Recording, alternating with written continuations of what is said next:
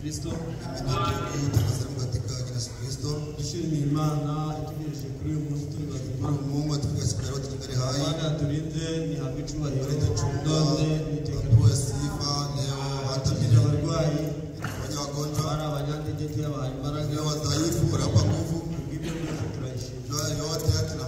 Iby'agaciro kanini kuko tutabibonera inyito. Imana tuyikomera amashyi.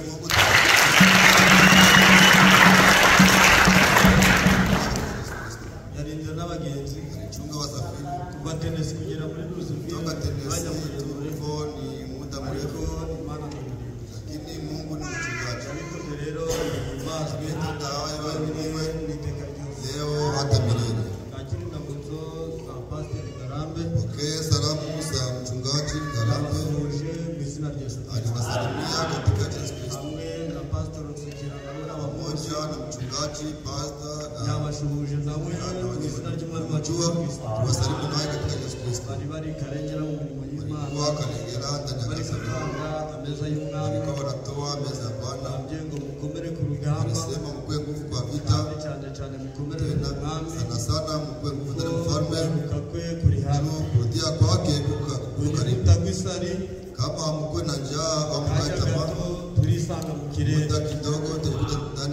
Ababikumbuye nk'abo, ababikumbuye nkanje, Uwiteka bidukorere. Nakirizo ndamutso mu izina ry'Imana. Twagarutse rero ubwo ijambo ry'Imana, ariko reka dufata akanya kagufi n'ubundi. Frere Janvier na Frere Dusabe bagiye gufata urugendo kandi rwabyibagirwa. Muzadusuhuriza abera, mugeri Mahama muzabasuhuza, mugeri Kabumba muzabasuhuza, mugeri Gisenyi muzabasuhuza, mugera Nyakasika muzabasuhuza, ndetse nimugera no mu Ruhengeri muzabasuhuza n'abandi bose tutashobora kurondora.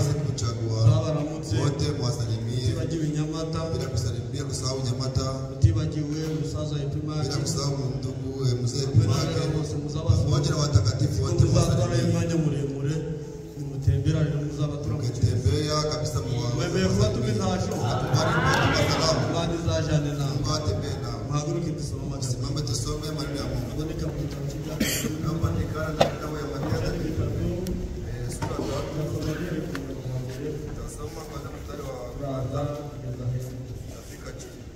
turasoma mu izina rya Yesu Kristo. Nuko Petero na Yohana barazamuka bajya mu rusengero mu gihe cya saa cyenda. Hariho umuntu wavutse aremaye, ibirenge yarahekwaga agashirwa irembo ry'urusengero ryitwa Ryiza, kugira ngo asabirize abinjira mu rusengero. Abonye Petero na Yohana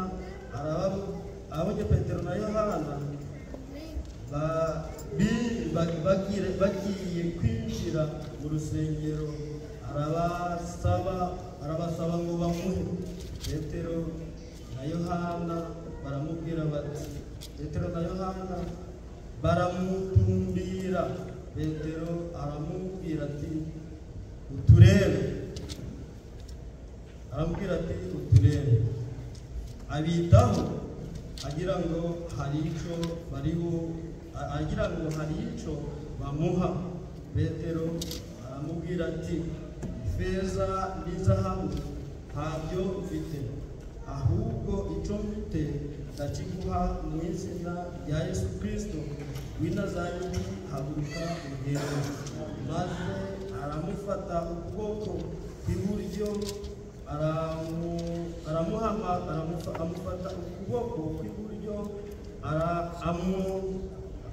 aramuhagurutsa. Uwo mwanya ibirenge bye n'ubugombambari birakomera. Arabangaduka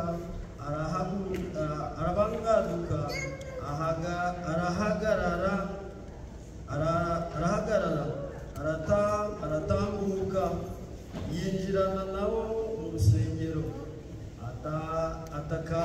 yinjirana nabo mu rusengero atambuka yiterera hejuru ashima Imana.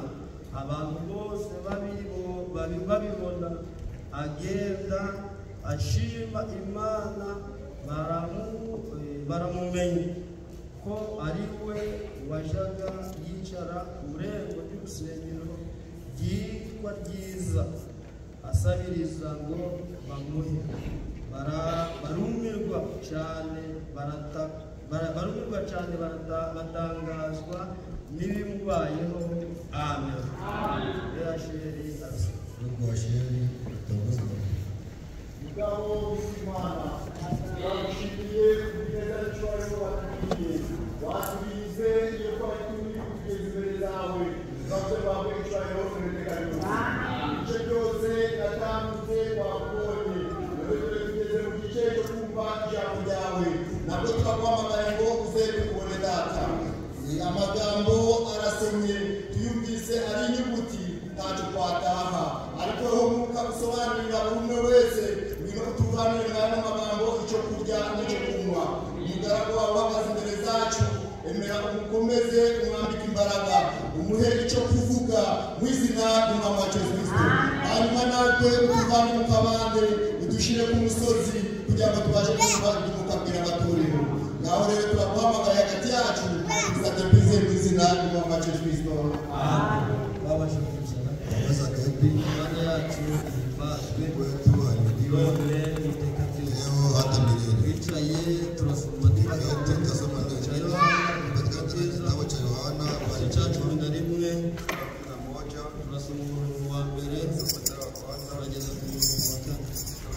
Turasoma mu izina rya Yesu Kristo. Harimo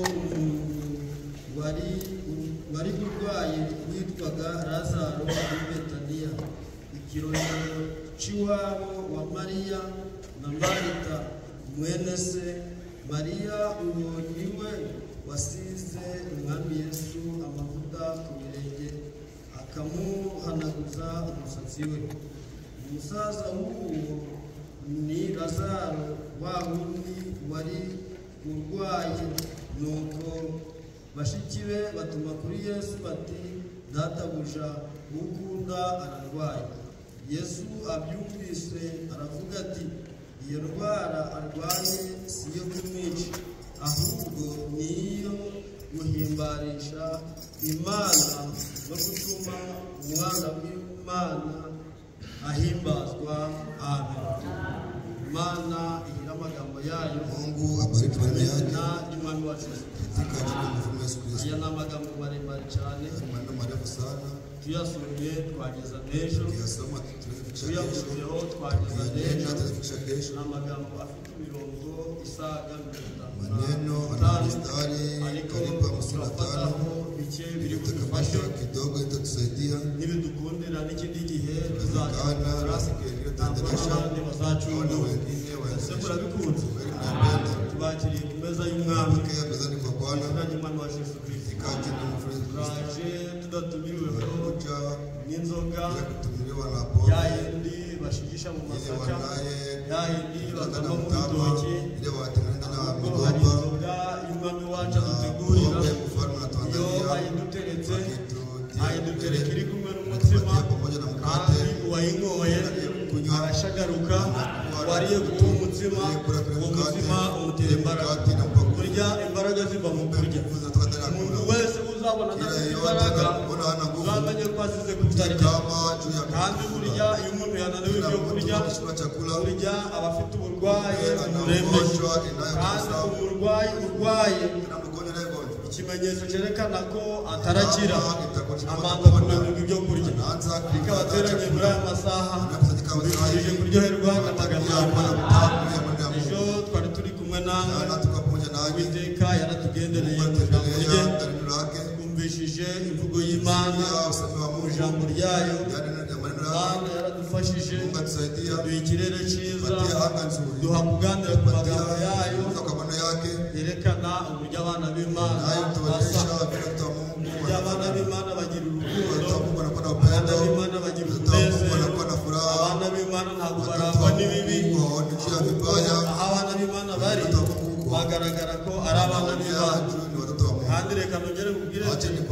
abana b'Imana iyo bateranye n'abana b'umwanzi babagabaye rero bisabye ngo habonekemo abanyambaraga sinzi niba muri kumva umugabo umwe yarari aho maze umugore we arizambaguza yizambaguje aravuga ati ndetse n'umwana se ndi bumufata kubera iki ngo nta mbaraga mfite umwana ni wawe nawe ariko igihe bateye intambara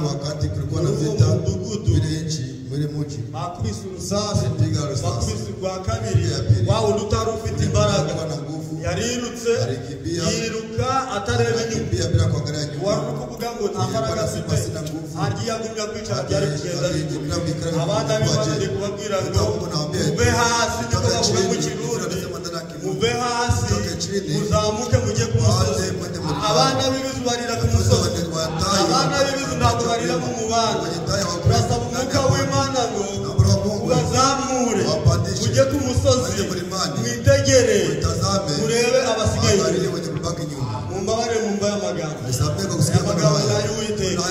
nayo Uwiteka tuzaniye urayumva aramuteza intama urayumva aramukiza n'uburwayi urayumva aramuteza imbaraga sinzi niba muri kumva Sijui kama nasikia. Imani wae kumva neza. Ngapate usikie vizuri. Na ya Yesu katika jina la Yesu Kristo. Frère Branham ati. Ndugu Branham ati. Niba mwumvisha amaterano y'umunsi ko yagenze neza. Abarije wabiteye. Ahubwo namwe ubwanyu mwabigizemo uruhare. Iyo mutaza kama mwe kuja ntabwo nanjye nari ndabona ababwiriza. Ariko nanjye iyo ndaza ntabwo mwari murabona urababwiriza. Nitabahubiri.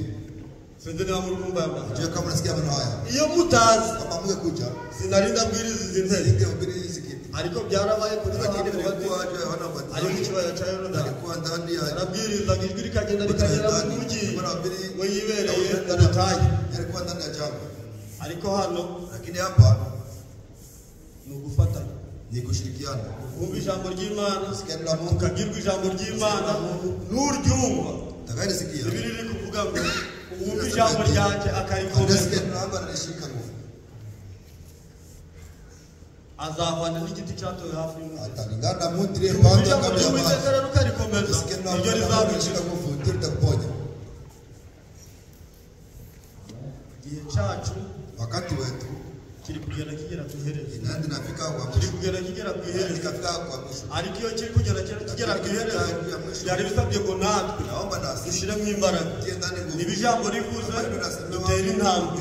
Nibijambo rivuze tuve mu byo twari twimuke. Tuhambe guhora ahantu hamwe.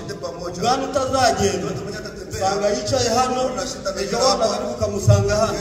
Ariko umwana uzagenda uzize isafuriya y'ibirayi imbere usanga yabikuruye bimwe yabimenye ibindi yabihekenya ari bibisi kikwereka ko uwo mwana afite ubuzima. Abana b'Imana namwe natwe dukwiye kugira ubuzima bw'ijambo ugatura muri twe ijambo ryavugwa ukamenya kandi twe riri kugenda. Sinzi niba muri kumva aya magambo ntiturisuzugure kubera turisuzuguye abadusuzuguye uwadukoye dufise umwuka wadukoye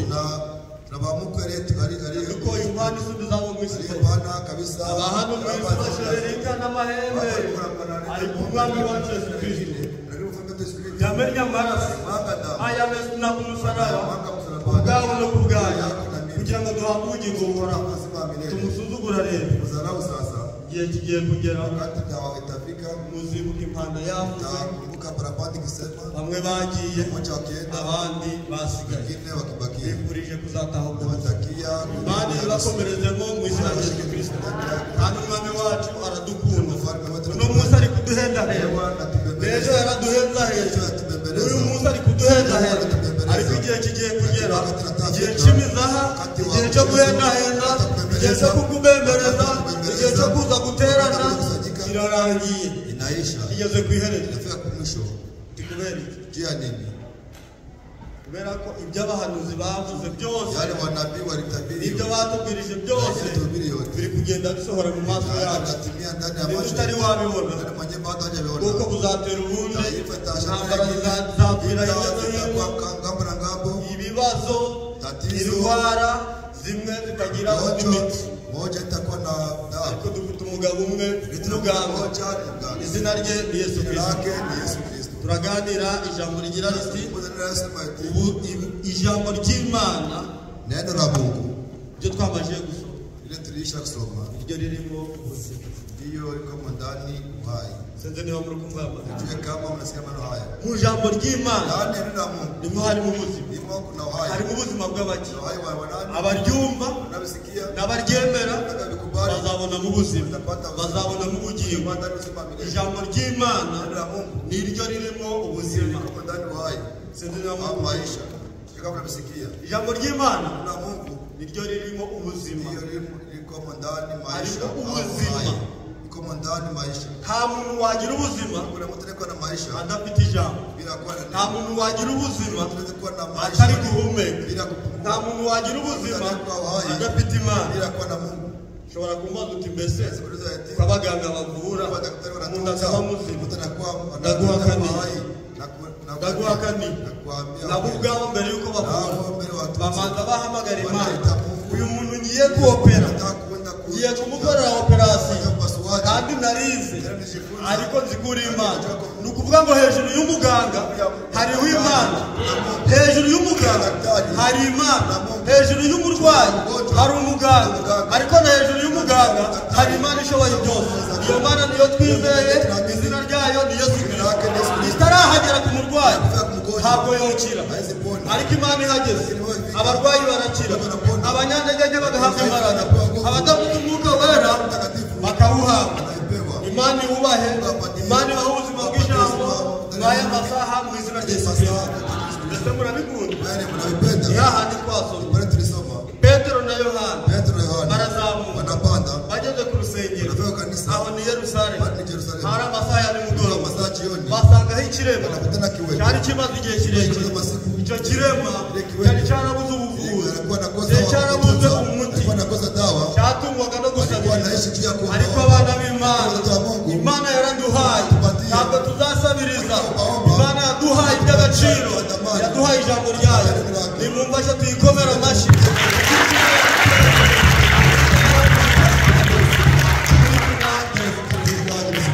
Ijambo ry'Imana niryo rivamo ubuzima, niryo ritanga ubuzima, niryo ritanga imbaraga, niryo ritanga umunezero. Umuntu uzabona adafite umunezero, adafite ibyishimo by'agakiza, ateranira munsi y'igisenge cy'iyi, uzamenye ko ijambo ry'Imana ryamubaye kure. Ariko bene data bakundwa, bacu bacu bakundwa, bifuriza ko ntabwo mutungwa n'ijambo ry'Imana, rituyobora none n'ejo bundi kugeza ku munsi wa arevema. Kandi urya ijambo ry'Imana ntabwo azapfa, naho yaba yarapfuye. Aya magambo twasoma harimo amagambo ari kuvuga ati naho yaba yarapfuye azongera abeho. Mbese azabaho ryari? Umunsi w'umuzuko w'abasinziriye nawe tuzamubona. Ijambo ry'Imana ni ryiza, ngewe ndarikunda, nawe urikunde. Nuko ikirema sasa kiwete Petero na Yohana barakibwira, Petero na Yohana wanamwambia ati twebwe ifeza n'izahabu sisi feza na ntabyo dufite, hatuna, tuzi ko ukeneye ifeza, tunataka feza, tuzi ko ukeneye izahabu, ariko ibyo byose ntabyo dufite, ahubwo hari icyo dufite n'ikimwe kiruta izahabu, kiruta ifeza. Haguruka, haguruka ugende, we kongera gusabiriza. Haguruka usanga Umwami waduhaye imbaraga, nawe aziguhe, we kongera gusabiriza. Ibyo twahawe nawe ubihabwe. Ikirema kibyumvise bagifata ukuboko kw'iburyo, wamaze kugifata ukuboko kw'iburyo kirabandaduka, bwamaguru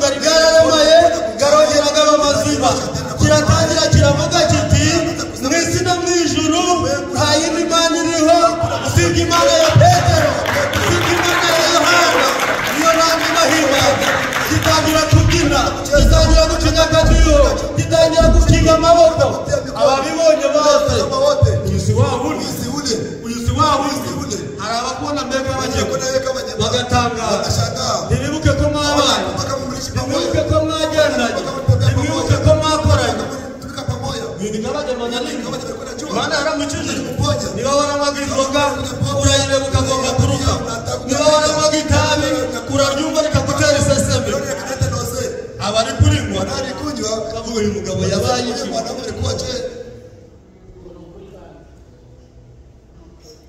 ijambo ry'Imana neno la Mungu numufashe ni msaidizi ijambo ry'Imana neno la Mungu numuti ni dawa ijambo ry'Imana neno la Mungu ni imbaraga ni nguvu ijambo ry'Imana neno la Mungu ni umusuko ni ijambo ry'Imana ni umuganga iyo rigeze ku baganga bikagera ku barwayi abarwayi barakira bagahimbaza Imana byagera ku baremaye byagera ku banyunyutse bagahabwa amagufa mazima bagahabwa amaguru mazima bagahabwa amaboko mazima Abrahamu yarasengaga akavuga ati mbere yuko dusenga mwebwe mwizeye abashitse amazuru gakamera abari bari kugendera ku mbago bakazita kubera parole juu ya neno mujye muri kunda uko naipenda ijambo ry'Imana niryo riva mu buzima Mungu ijambo ry'Imana ritanga ubuzima abaryizeye ntabwo bazapfa naho baba warapfuye uzazuka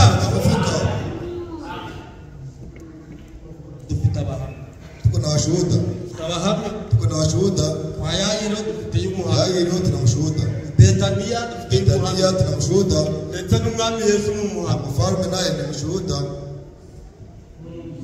abafatanyije nanje kubyemera wanashika nami kurubari dufite abahamya bazutse washuhuda barefufuka ntabwo natwe rero iyo twapfa nasi kama tutafariki andi umukiranutsi we iyo apfuye mwenye haki akifariki Bibiliya iravuga ngo inasema ati ile kifo hari ubwo gupfa ubwo sio gusinzira ya kufa ni kusinzia umuntu wese usinziriye rero tanasinzia isaha n'umunota arashobora gukanga anaweza kuamuka kandi uwo ntakambuka na ule akiamuka azakangukira ubugingo buhoraho kuko nta muntu uzongera gukanguka acibwa urubanza ahubwo abasinziriye bose basinziririye mu mwami niyo mpamvu Bibiliya ivuga iti hahirwa abapfa bapfiriye mu mwami kuko imirimo yabo n'imihati yabo ijyanye nabo kandi ubaze kuri aya masaha acha nikuulize kwa saa hii usinziriye sasa ukisinzia wasinzira n'iki unasinzia na nini mbese ukangutse wazakanguka n'iki ukamuka na nini bifurije kubumbatira ijambo mu mitima yawe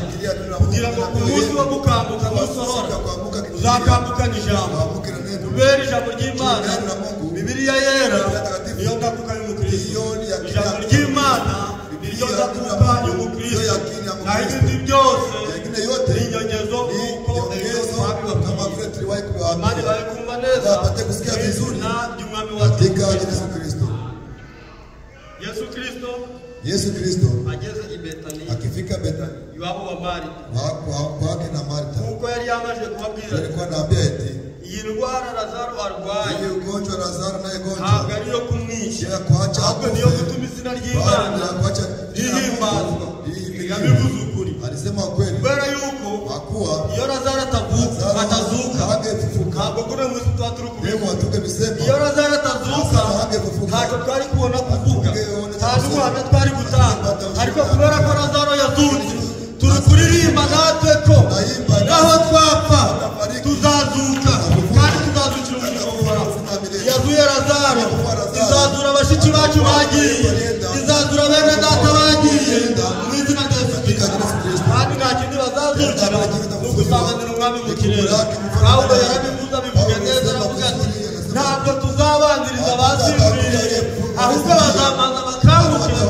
tuzamura ngo tujananwe nabo dusanganira umwami wacu mu kirere Pawulo yabyanditse ariko yabibonanye umwami aliona kwa mfano wa Lazaro nawe tuje ubibona nawe ukibona ujye ubishyira imbere zawe kuletea mbele yako umuti wa mana semee Mungu nanjye ndagusabye nami kugira ngo nakuomba nduze muri iri jambo nipate kuishi ndani ya kugira ngo neno nanjye sisi nami ninsinzira nikisinzia zakanguke nka Lazaro mke kama Lazaro zakanguke nka Dorika kama Dorika zakanguke nka babandi bacu bacu kulia ese mu rukumva ya magambo mnasikia hili maneno Imana yabahere ibakomereze wapatia mu washiriki izina ry'umwami wacu Yesu katika Kristo Yesu Kristo ijambo ry'Imana neno la Mungu niryo ririmo ndiyo ubuzima ndani maisha au uhai isomere Luka semee kitabu cha Luka mirongo ine kitabu cha Luka mirongo ine na kabiri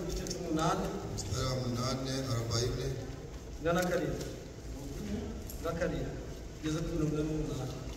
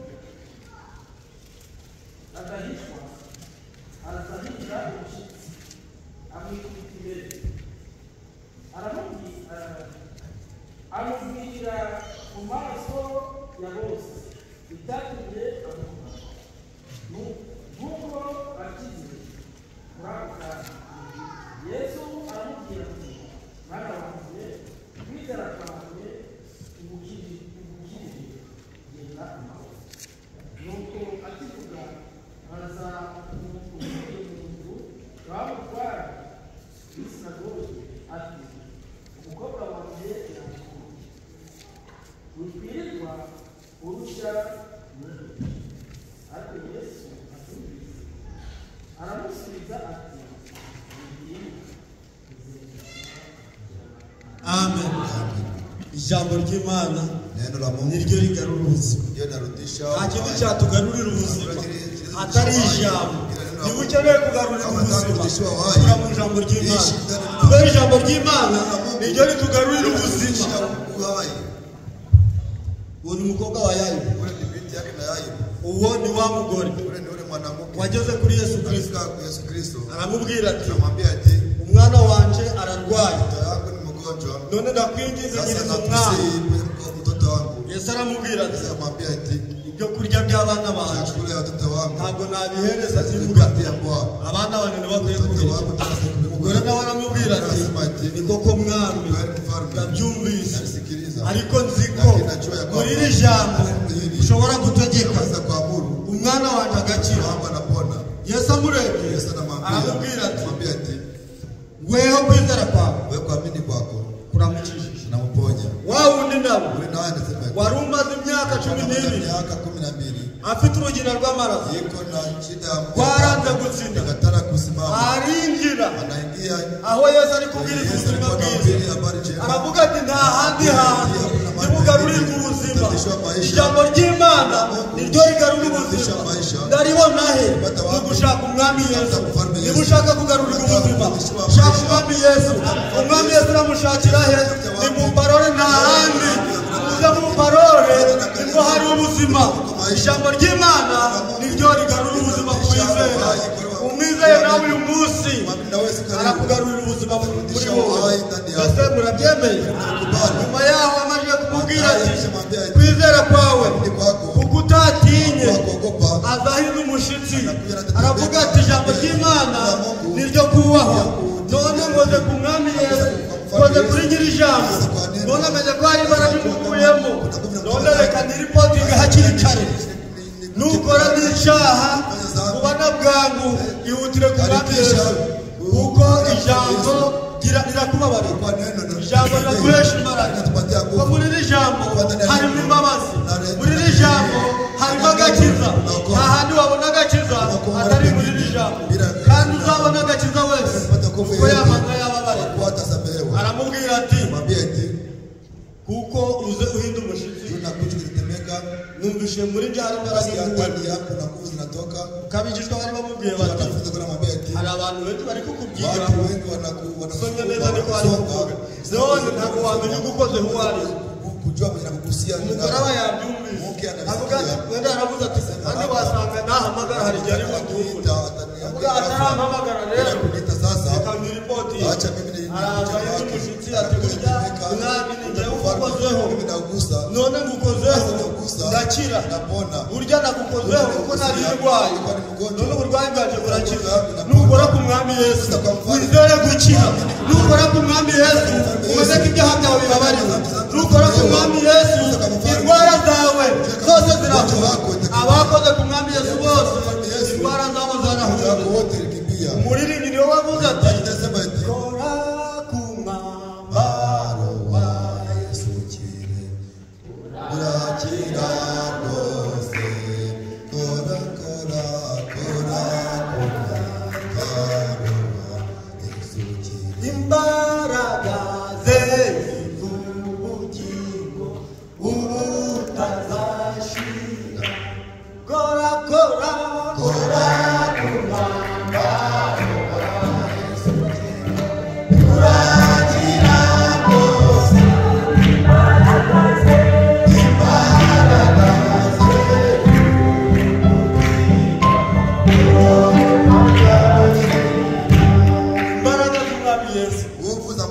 nizo ziduha ubugingo zipatia nawe ndi kukurarika kuri amasaha ngwino kwa Yesu ngwino ukore ku mwami Yesu uburwayi bwawe burakira ngwino kwa Yesu ingorane ufite arazirangiza ninde ubyemeye Imana ibakorere mu izina rya Yesu Kristo ijambo ry'Imana rirakiza ritanga ubugingo kandi ubwo bugingo ntibushyira none ahubwo ubwo bugingo buhoraho aragiye akimuva imbere haza intumwa ubwo Yayiro yari yaje kureba umwami kubwira ati umukobwa wanje ararwara aguwe nabi kubera ijambo ry'Imana niryo rigarura ubuzima ijambo ry'Imana kuko ariryo rigarura ubuzima Yayiro ati umukobwa wanje aguwe nabi none mwami ndabara wa mugore akiva mu birenge bya Yesu haza intumwa igira Yayiro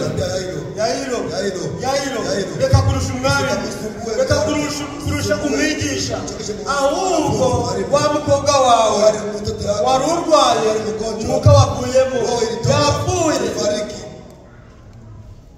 shobora kumbaza ngo Yayiro yabaye kubera yuko ijambo ry'Imana ariryo rigarura ubuzima umwami Yesu abwira Lazaro agira Yayiro ati Yayiro humura reka kurira wigira agahinda reka mbere data mubwire ngo agahinda kawe karekeye umwami Yesu ubugingo bwawe yiteguye kugufasha ibibazo byawe ufite byiguca intege tumira Yesu Kristo gusa reba ku musaraba urebe igikorwa yakoze ntabwo kizakubusa iyabikoze kuri cya gihe niba umunsi yiteguye kugutabara agira Yayiro ati Yayiro humura umukobwa wawe ntabwo yapfuye ahubwo arasinziriye